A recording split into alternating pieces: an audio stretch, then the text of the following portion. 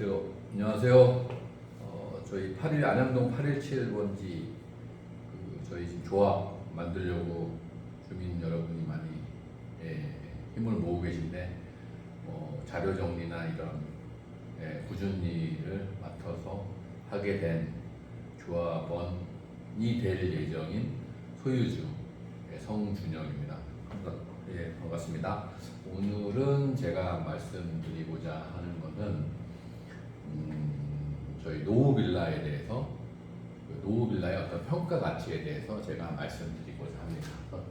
여러분 뭐 같은 동네 사시니까 많이 아시겠지만 대림 아파트는 82년도에 졌고요. 평수는 15평 정도 되고 실거래가는 2020년도 한 1억 4천에서 이제 가격이 좀 그때 많이 바람 타고 많이 올랐었죠. 2억 2천까지 거래가 됐었고 성화맨션은 2000년도에 건축 연도를 2000년도에 졌고 필평수는 약 18평. 성화맨션 같은 경우에는 제가 이렇게 분석하기로는 그 반지하 빌라가 반지하가 2000년대 들어와서 없어졌거든요. 그래서 아마 마지막으로 엘베 안 들어가고 엘리베이터 안 들어가고 그냥 반지하 넣고 마지막 이렇게 주차장법 개정되기 전에 졌던 그런 이제 빌라라고 생각이 들고요. 그래서 좀 평수는 여기 좀 크죠. 상대적으로 뭐 대림이나 삼덕에 좀 피고, 그거는 한 거래가가 2억 3천 된 거를 제가 파악을 하고 있습니다. 삼덕은 1988년도 건축연도 약 35년 됐죠. 35년 됐고, 대림 아파트는 뭐 40년 됐네요. 40년. 지금 대림 아파트하고 삼덕 좀 누수나 여러 가지 그 건물 안에 들어가 있는 배관이 좀 심각하겠죠. 삼덕은 거래가는 반지하냐 1층에 따라 틀리지만 한 1억에서 이렇게 한 1억 한 5천 정도 될 거라고 보고요. 자, 여러분 우리가 그러니까 대림 아파트나 성화맨션이나 삼덕에 계신 분들이 거의 다 찬성을 하지만 일부 분들이 반대를 하시는 분들이 있어요. 대림이나 삼덕 같은 거인데 거주하고 계시는 좀 어르신들 좀 그러신데 우리가 조금 생각을 좀 해봐야 될 게 우리가 여기 지금 총 저희 조합원 수가 176명이라고 보면요. 지금 오늘 19일 어제 현재 저희한테 들어온 동의서가 70장. 그래서 저희가 필요한 동의율의 약 50%를 이제 달성을 했고 아직 영화부동산에서 반납되지 않고 아직 찾아오지 않거나 또 일부 찾아가셨는데 저희 쪽하고 아직 컨택이 안 돼서 제출하지 이제 못하신 분들이 약 한 60여 분 정도 될 거라고 봅니다. 그래서 제가 생각할 때는 올해 연말까지는 충분히 동의율을 달성하고 있다고 보고요. 자, 그러면 대림 아파트에 사시는 예를 들어서 전 재산이 이거 하나인 분을 가정을 해서 말씀을 드리면 지금 만약에 저희 지역이 가로주택 정비사업을 해서 신축 아파트 짓는 게 무산된다. 그러면 대림 아파트 자체로는 이 새로 여기다가 대림 아파트에다가 빌라를 다시 5층짜리나 6층짜리 짓는 거는 현실적으로 불가능합니다. 왜 불가능하냐면 가로주택 같은 경우는 정부에서 80%의 동의율만 도달한다면 조합을 설립하고 나머지 20%에 대해서는 청산이나 매도 청구를 통해서 이 사업을 할 수 있게 법적으로 규정이 만들어져 있는 겁니다. 80% 나머지 20% 분들은 예를 들어서 청산이나 매도 청구를 해서 이제 이제 나중에 되면 나가셔야 되는 그런 결과가 생기는 거고 만약에 재개발 재건축이 저희가 이제 무산이 돼서 대림 아파트 수수한다. 그러면 지금 저희가 만약에 저희가 조합을 만들어서 건축을 한다면 저희가 평당 건축비가 제가 지금 현재 기준으로 예상할 때는 한 550에서 650 정도라고 예상을 하는데 지금 빌라 개념이요. 다시 지면 빌라 개념으로 주면 평당 800이에요. 그러면 예를 들어서 15평으로 본인이 다시 짓겠다. 그러면 여기 있는 분들은 얼마를 내야 되냐? 15평에 예를 들어서 800이라고 잡으면 58에 40 8천 1억 2천의 현금이 있어야 15평짜리 빌라를 가질 수 있는 거예요. 그러면 빌라를 줘서 새 빌라를 진다 하더라도 내 빌라에 들어가는 원가가 3억이 넘습니다. 과연 그럴 필요가 있겠습니까? 그리고 이제 또 중요한 거는 만약에 대림아파트만 따로 진다, 성함에서만 따로 진다, 삼동만 따로 이러면 법 규정이 없어요. 100% 동의해야 됩니다. 여기 소유자분들이 100% 동의해야 돼요. 근데 우리가 뭐 많이 이렇게 세상을 살다 보면 사실 세상에 100%라는 그런 거는 있을 수가 없거든요. 물론 있을 수는 있겠지만 저는 아직 보지 못한 것 같아요. 특히 재개발 재건축에서 100%로 뭐 했다. 그렇게 불가능한 숫자라고 보는 거죠. 그래서 만약에 대림아파트만 한 채만 갖고 있어요. 예를 들어서 뭐 나라 연금이나 이런 걸 사시는 분들이 뭐 여기에 1억 2천 넣고 새 빌라 사실 수 있겠어요? 안 되죠. 자, 그럼 우리가 거꾸로 생각을 해보면, 자, 저희가 조합이 설립이 되면 지금 조합 설립되는 기준으로 해서 지금 이제 이미 저희가 네이버 부동산에 보시면 대림아파트는 뭐 2억 한 2, 3천, 뭐 3, 4천, 성화맨션은 뭐 3억, 뭐 3억은 한 2억 정도 이렇게 팔고 싶은 분들이 있겠죠. 자, 근데 객관적으로 50%라면 대한민국의 재개발 재건축을 아는 사람은 아직은 이거는 될지 말지 완전한 미지수다. 물론 저는 저희 지역에 어떤 영화부동산이 갖고 있는 어떤 그런 아직 지금 회수는 안 되고 있지만 그런 거 주민들의 어떤 그런 약간의 어떤 그런 정보만 올바로 전달이 된다면 저는 뭐 99% 된다고 보니까 저도 뭐 여러분들을 위해서 이렇게 시간을 내는 거죠. 근데 만약에 재건축이 안 되면 1억 4천, 그러니까 2000년도에 1억 4천의 가격이 재개발이 안 되는 기준에서 맞는 가격이죠. 그럼 거꾸로 생각해 보면 여러분 1억 4천 주고 대림아파트에 들어와서 실질적으로 거주할 만한 사람이 있을까요? 저는 아니라고 봅니다. 82년도에 짓고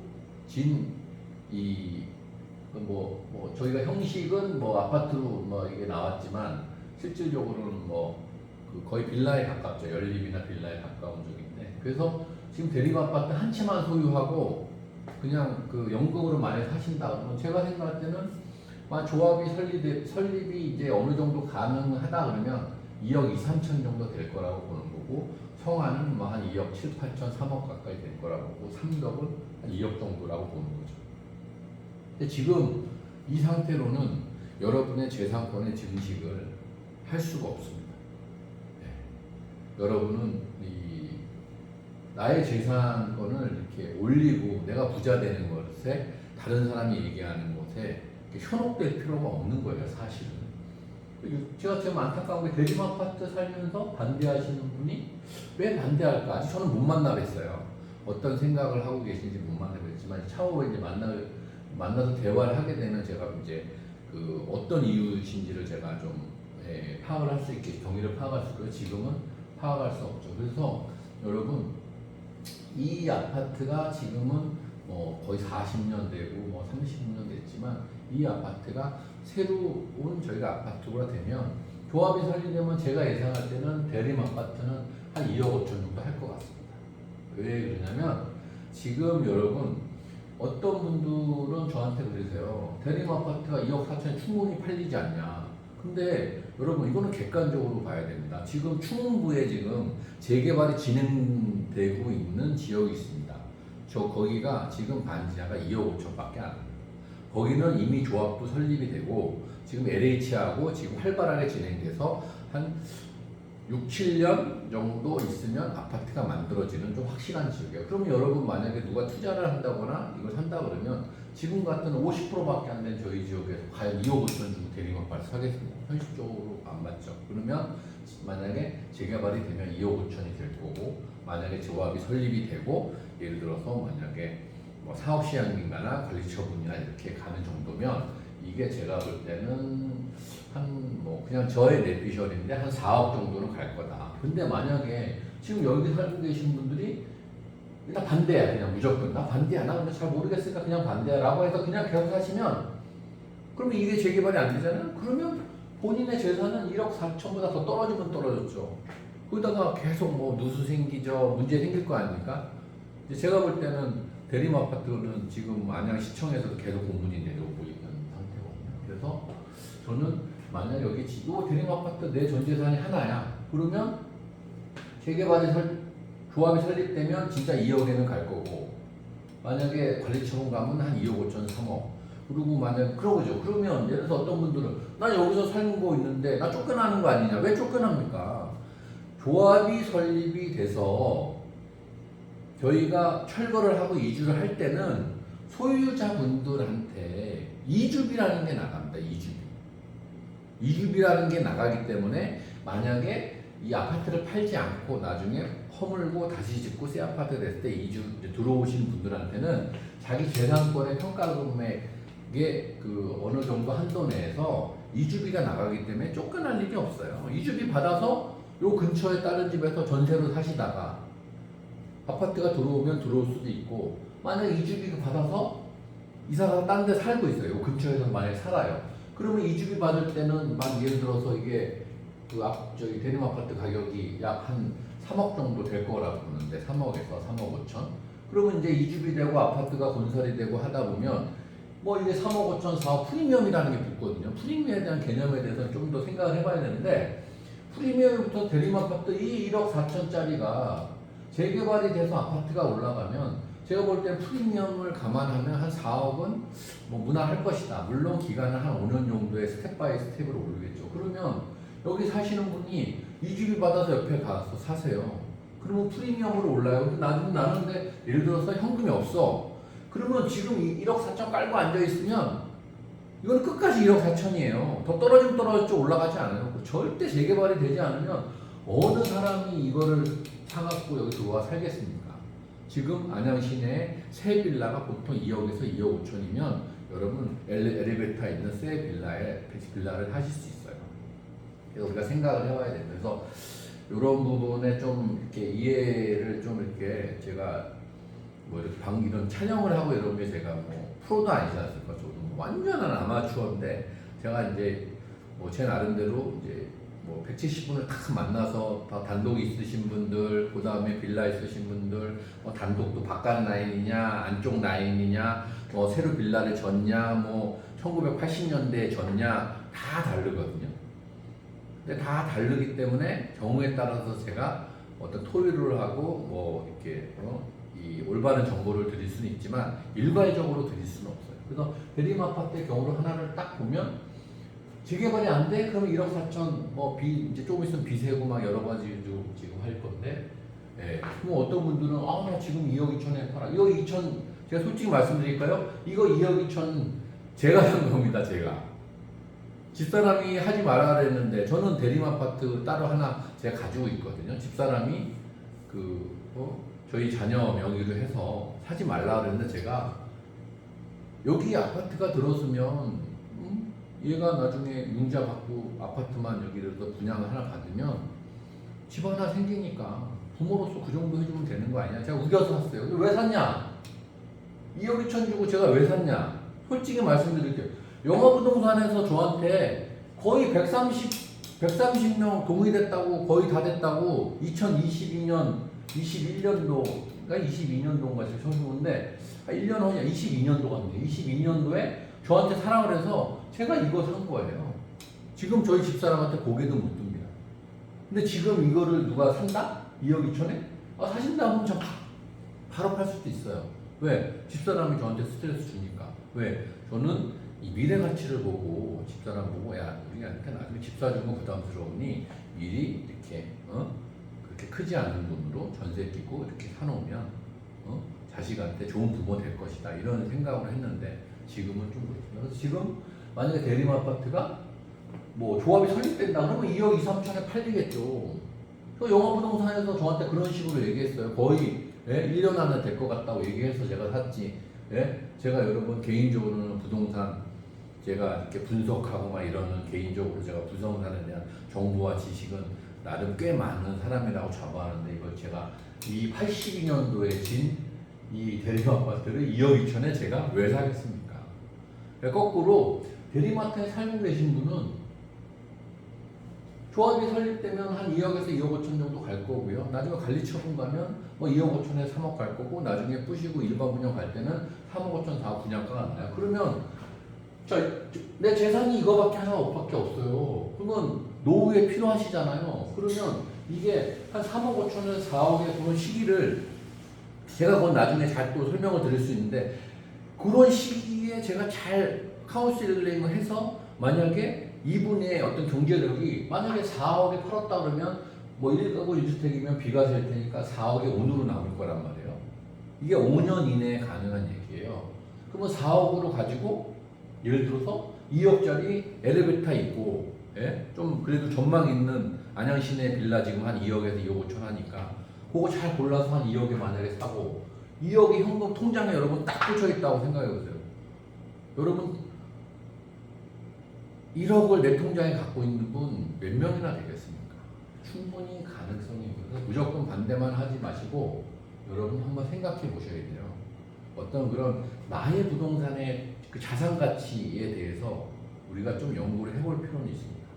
말이 길어졌는데 저는 여러분들이 다 같이 십시일반으로 여러분이 걱정하는 뭐 나중에 조합에서의 문제 여러 가지 저는 제가 여러분한테 말씀드려요. 저는 조합장을 해서 뭐 월급을 받을 필요도 없고 돈을 많이 벌 필요도 없습니다. 제가 뭐 부자 이런 얘기가 아니라요. 저는 제가 가진 것으로 인해서 여러분하고 똑같이 저도 이거 대림 아파트가 있으니까 예? 이거 대림 아파트 재개발 재건축 잘 되면 이거 4억 될 때 저도 이 동네가 좋아서 살고 싶긴 하지만 그때 상황에 따라서 저도 팔 수 있는 거예요. 그럼 팔면 제가 1억 7천인가 샀거든요. 저희 집은 1억 5천인가 뭐 하여튼 정확히 모르겠는데 예? 저희 딸을 이렇게 비싸게 샀지만 그러면 저는 여러분 4억에 팔면 2억 5천, 1억 5천 샀다 그러면 예를 들어 2억 5천 남는 거잖아요. 그렇죠. 그러면 이게 잘 되면 저는 그거만의 수익이 되는데 제가 굳이 조합 일할 필요가 없죠.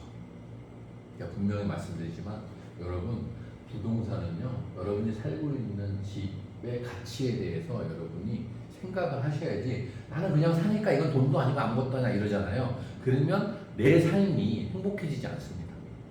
예, 지금의 시대는 많은 돈은 필요하지만 적당한 돈이 필요한 시대입니다. 대림 아파트에 살고 있어요. 내 통장에 돈이 뭐 몇천밖에 없어요. 내가 이제 앞으로 살아가야 돼요. 그러면 나라에서 주는 연금 갖고 뭐 병원비나 이런 거 좀 부족하잖아요. 그럼 이게 재개발이 잘 되면 여러분 3억 5천에서 4억에 팔고서 2억짜리 엘리베이터 있는 예? 물 안 새고 예? 수도관 깨끗한 그런 데 가서 사시면 여러분 건강도 관계가 있죠. 건강도.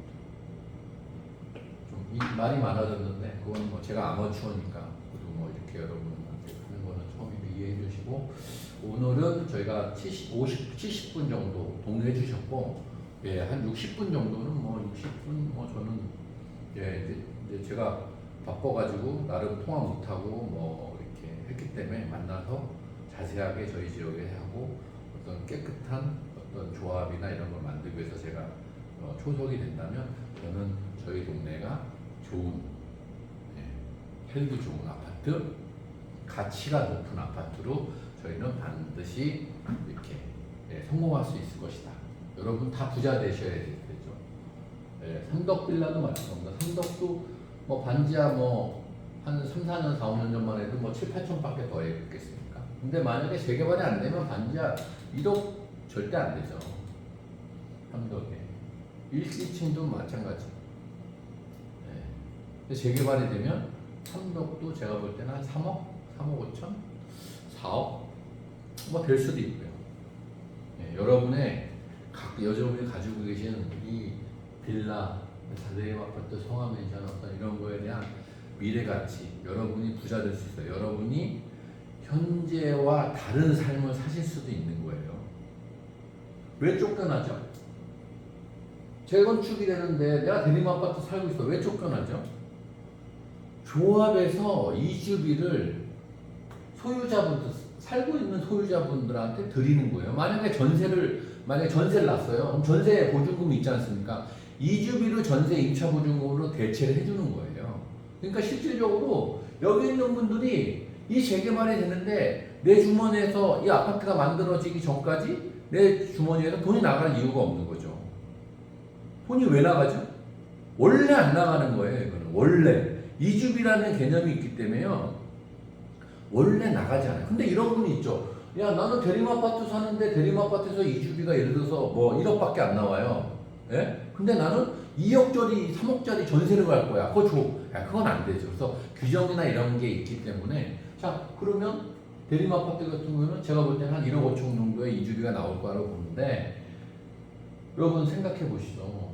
대림아파트보다 1억 5천 내가 돈을 갖고 전세를 얻는다고 가정할 때 대림아파트보다 더 오래되고 더 이 낙후된 그런 그 전세를 얻을 수 밖에 없나요? 아니죠. 제가 볼 때는 훨씬 나은 집을 얻을 수 있어요. 그래서 그런 부분에 대해서는 여러분 약간의 어떤 오해나 좀 이런 게 조금 좀 없으셨으면 좋겠어요.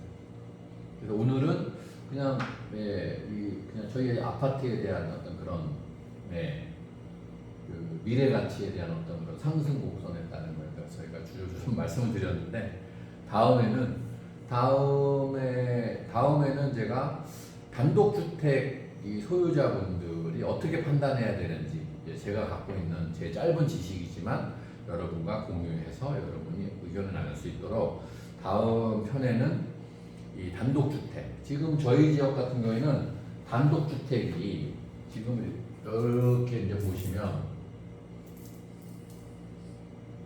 여기가 이제 안양대교고요. 여기가 하천이고 여기가 이제 영화 아파트가 있지 않습니까? 영화 아파트. 그러면 이제 단독이 이렇게 쭉 있죠. 단독이 이렇게 두 세대가 있어요. 두 세대. 뒤쪽 라인에 있는 단독, 앞쪽 라인에 있는 단독. 완전 다르죠. 완전 달라요. 그냥 간단히 지금 이제 소두만 앞쪽 라인은 예를 들어 내가 돈이 많아. 나는 막 무조건 난 단독 살고 싶어. 건축비가 뭐 한 평에 평당 800만 원 들어가도 그래도 나는 내가 질 거야. 그럼 앞쪽 라인 질 수 있어요. 뒤쪽 라인은